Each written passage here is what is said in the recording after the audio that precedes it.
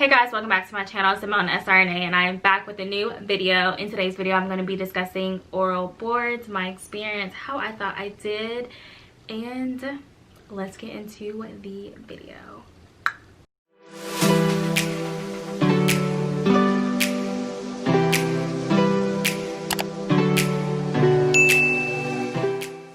Alright, so welcome back to my channel. Simone SRNA here, and thank you so much for watching.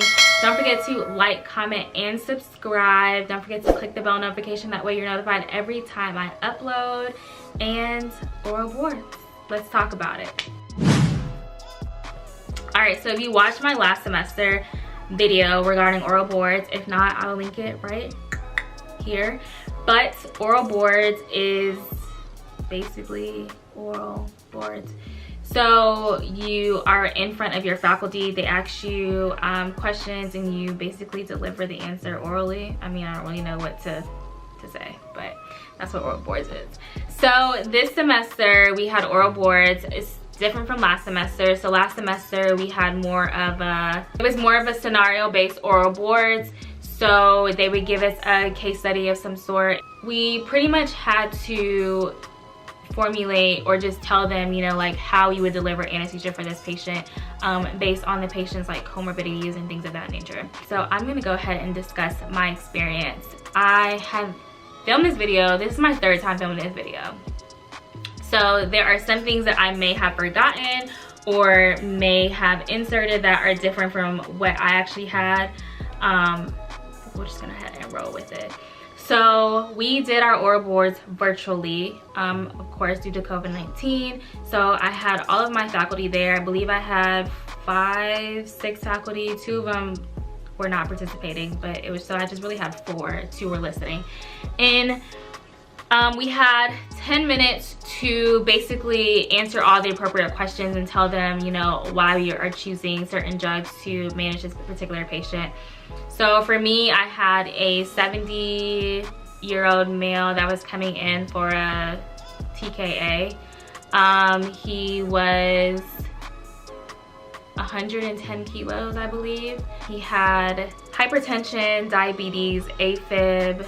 I think those are like the main things he had. I may be forgetting something, but so he had said, you know, like, how would you deliver anesthesia for this patient? I said, okay. Or like, no, he said, what are your what pre-op questions would you ask? I said, what meds is he on? He told me that he was on Plavix, lisinopril, I believe that was it, and metformin for his diabetes. And then he also asked, oh, the patient also had a MI recently with stents placed. He said, what other questions would you ask? I think I had asked one more question, but I'm not sure what it was. Then he said, well, how would you manage this patient? I said, I would do a general anesthetic. He said, oh, you don't want to ask about when he got his stents placed? And I like completely blanked out. I think when he had said it, I knew I would ask it, or I thought I had heard him say like when he got his stents placed, but I forgot to like ask. So I was like, oh no, I'm sorry. I would have asked, you know, when he got his stents placed or what kind of stent he has. And the reason you would ask that is because if the patient has had a bare metal stent, you want to wait a minimum of 3 months if it is an elective case. If it's an emergent case, you want to wait, not emergent, but like an urgent case, you want to wait at least a month. And then if it's a drug-eluting stent, you want to wait a year before doing surgery. So the patient had a bare metal stent, so you know we could proceed with surgery. He said, well, what would be your induction agent for this patient? I said I would do etomidate. He said, what dose would you give? Now, I am terrible at mental math. I'm telling you, terrible. And when I knew I was getting that question, and I was just like, because I was just like, I can't think. You have to think fast, but I was like, I can't think that fast. Like, I'm just like, it was just so much pressure. So he was like, well, what would you give? Like, how much would you give? And I was just like, and I know like my answer was like not the right dose. Like, I knew it wasn't the right dose, but I was just guessing. I wasn't guessing, but I was just like trying to figure out something. But he was like, okay, so what is a dose range that you would give? I was like, okay, I would give 0.2 to 0.6 milligrams per kilo or whatever. So he was like, okay. And then he asked, what is your analgesic dose for fentanyl? he got me with the analgesic dose because I told him I would give 50 to 100 mics. The analgesic dose, when I looked it up, is like 0.2 to 0.5, I believe, milligrams per kilo. But if you like actually do the math, I mean, that's really within range. So he said, so what receptor does fentanyl work on? I said it works on both mu1 and mu2, but he was like, well, which one does it mainly work on? And I was just like, is that supposed to be a trick question? And I was like, well, mu2. I don't really know. And then he asked me, what medication would you give to reverse fentanyl? Funny thing about this is this was a question I had last semester in oral boards that I had fucked up the dose on. So it's funny that he asked me this because I wanted to make sure I knew it. So I said I would give Naloxone or Narcan with dose 0.4 milligrams, which he seemed pretty satisfied with that answer. I said, okay, cool. So the next question I ended up getting was if the patient had a history of cardiomyopathy or CHF, what are your concerns with your anesthesia? And I said I would be concerned with fluid management. Of course, I wouldn't want to overload him. If he had cardiomyopathy, whether it's dilated or restrictive, I would have to change, you know, what I would be giving, whether not giving a lot of fluid or making sure the patient is not too tacky or too Brady, and then treating it with either like an inotrope if necessary, depending on whatever cardiomyopathy the patient may have. Then she asked me, what medication do you expect the patient to be on for inotropic support? And I was like, what?